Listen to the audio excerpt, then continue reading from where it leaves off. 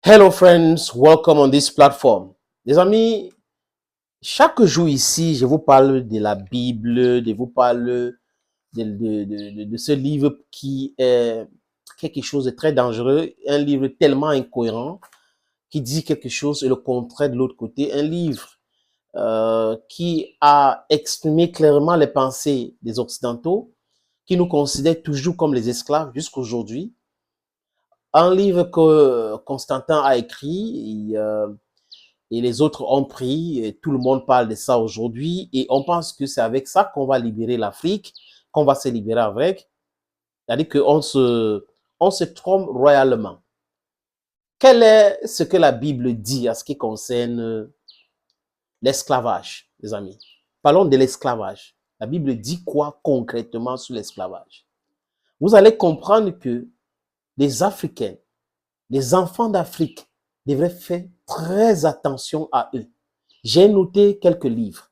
Vous avez 1 Corinthiens 7, 21. Allez lire, les amis, pour mieux comprendre. 1 Timothée 6, 1. Vous avez Colossiens, je crois que c'est comme ça, 3, 22.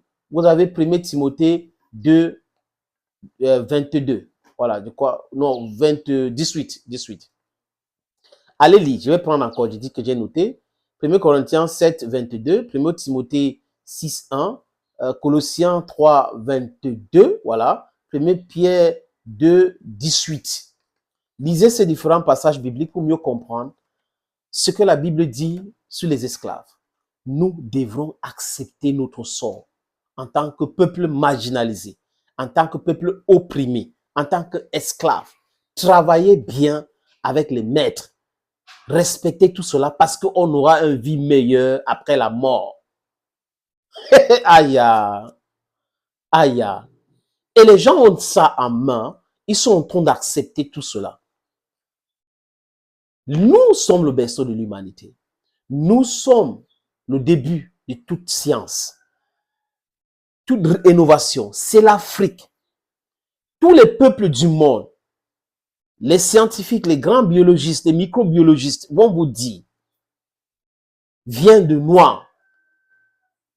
On vous raconte une histoire de Ève et Adam et autres. Ça, c'est une création des Occidentaux. Parce que si on regarde bien le jardin d'Éden, c'est au niveau de l'Irak actuel. Donc, ils veulent faire passer le message comme quoi ce sont le peuple blanc, des Levant, que Dieu avait choisi. Cette histoire de peuple choisi par Dieu, c'est une fake. C'est une histoire fake. I'm telling you, friends. Dieu ne peut pas être un Dieu de justice, de bonté et décide que d'autres vont esclavager les autres, décide que voilà les enfants que j'ai choisis, voilà mon peuple. Ça n'a pas de sens. Ça n'a pas de sens. Je vais vous lire quelques passages, les amis. Avant de donner une avis, concernant l'esclavage et la libération de certains peuples, soi-disant même dans la Bible, dit le peuple de Dieu choisi. On est là dans le non-sens systématique et dans le lavage de cerveau systématique. Le but, c'est quoi? C'est pour nous obliger à ne pas réfléchir de nous-mêmes. C'est pour qu'on ne puisse pas poser des vraies questions existentielles. Donc, les conséquences, c'est quoi? On se laisse manipuler, on se laisse frapper, on se laisse humilier, juste parce qu'on pense que la vie éternelle arrive et on ira au paradis où on aura tout. On va vivre éternellement. Et les gens croient à cela. Donc, le paradis qui est là-bas, les autres ont ça actuellement. Nous, on n'a pas le droit à ces paradis-là. Il faut qu'on meure d'abord avant d'aller au paradis, vivre normalement comme tout le monde.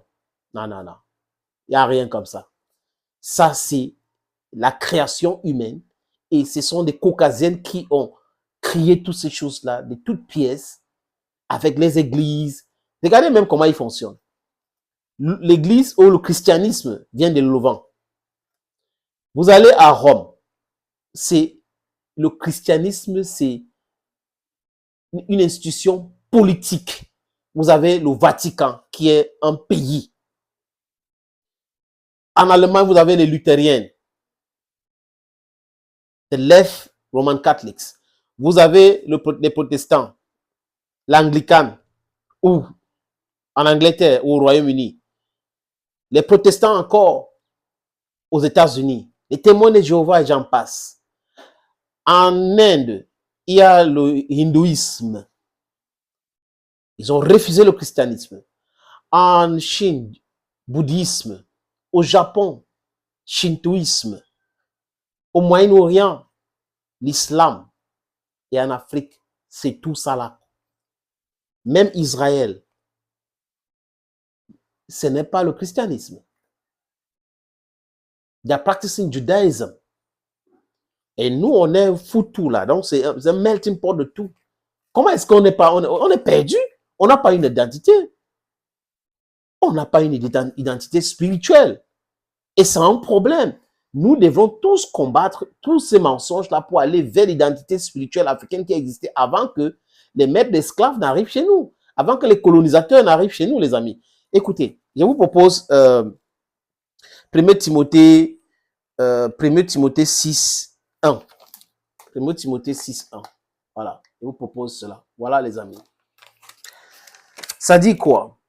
Que ceux qui sont sur le joug de l'esclavage continuent à considérer leurs propriétaires comme dignes de tout honneur pour qu'on ne parle jamais en mal du nom de Dieu et de l'enseignement. Did you hear that? Or you want me to read again? Did you hear that, friends? Je répète.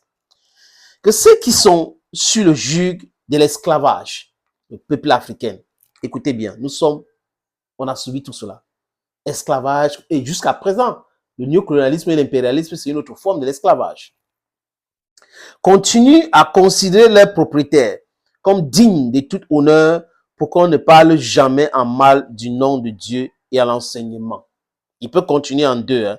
D'autre part, que ceux qui sont... je m'arrête là-bas. Je ne vais pas vous regarder. Voilà. Il y a un autre passage que je vais lire ici. I think this is Colossians. I think Colossians 2, 3, verse 22. Let me read is 22. Voilà. Colossiennes 3, verset 22. Donc, Colossiens 3, verset 22. This is it again. This is it. Colossians 2, verse 22. Esclaves, obéissez en tout, en ceux qui sont vos maîtres humains. Pas seulement quand ils vous observent uniquement pour plaire aux hommes, mais avec sincérité de cœur, avec crainte de Dieu. Hey! I don't suffer. I'm used to the English Bible. That's the sole reason. Je répète. Colossiens 3, verset 22. Ça dit quoi, les amis? Regardez bien vous-même. Regardez bien vous-même. Regardez. Ça dit quoi? Esclaves, obéissez en tout à ceux qui sont vos maîtres humains. Pas seulement quand ils vous observent uniquement pour plaire aux hommes, mais avec sincérité de cœur, avec crainte de Dieu. Donc, on doit être des fous. Des gens sont en train de nous malmener, nous mater. Nous devons dire oui, voilà, vraiment, continuons comme ça. Le temps de Dieu, Dieu va nous sauver. Hey! Hey!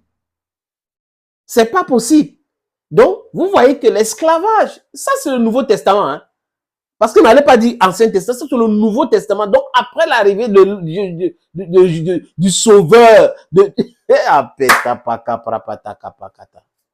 quand on dit que la Bible n'est jamais la parole de Dieu, ne doutez jamais.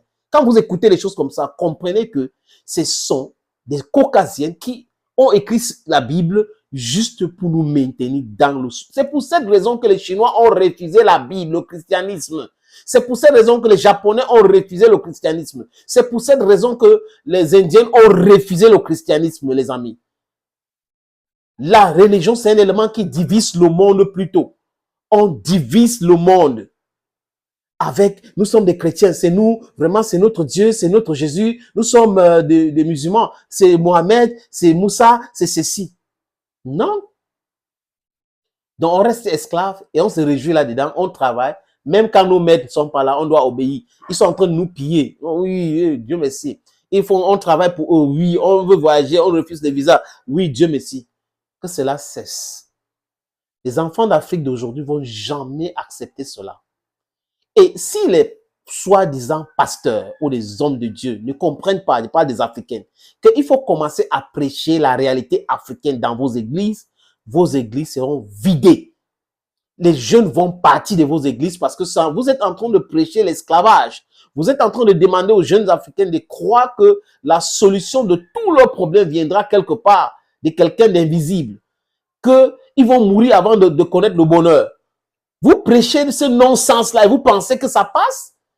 Vous n'êtes pas là pour réveiller la conscience du peuple africain, pour se révolter contre les injustices. C'est ça. Les Martin Luther ont fait aux États-Unis. Les Malcolm X ont fait. If you want to liberate yourself, do everything humanly possible to liberate yourself. The only thing they will do is to label you a crazy nigger. C'est ce que Malcolm X faisait. C'est ce que Martin Luther King disait. Not let anyone underlook you. Don't let anyone underlook you and make you feel like you're not important. Pourquoi est-ce qu'aujourd'hui, nous avons des pseudo-pasteurs qui disent intellectuels alors que c'est des intellectuels qui racontent à longueur de journée le paradis, le Saint-Esprit, le Sauveur, et ils ne nous parlent pas de la réalité. Vous avez les micros, conscientisez les enfants d'Afrique pour pouvoir se libérer de cet esclavage en temps moderne qui est dans la Bible. Colossiens 3, verset 22 et 1 Timothée 6, 1. Il y a d'autres versets bibliques dans le Nouveau Testament. On n'est pas dupe. Thank you, friends, and bye-bye.